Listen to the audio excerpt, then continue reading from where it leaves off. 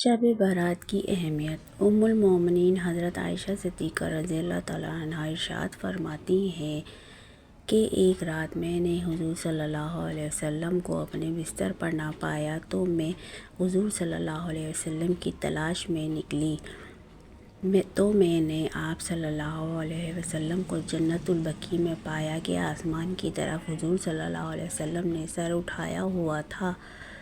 مجھے دیکھ کر حضور صلی اللہ علیہ وسلم نے فرمایا، اللہ تعالیٰ نصف شعبان کو آسمان و دنیا پر جلوہ گر ہوتا ہے اور قبیلہ کلب کی بکریوں کے جس قدر بال ہیں ان سے زیادہ لوگوں کو بخش دیتا ہے۔ سبحان اللہ۔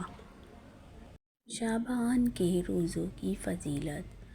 حضور پرنور شافع یوم النشور صلی اللہ علیہ وسلم نے ارشاد فرمایا، جو کوئی شعبان کی 15ویں تاریخ کو روزہ رکھے گا اسے جہنم کی آگ نہ چھوئے گی۔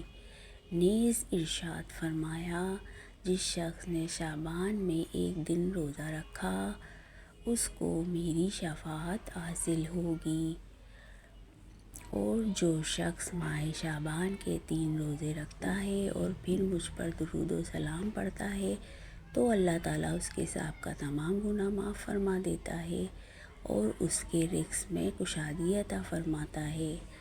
Subscribe to my YouTube channel please.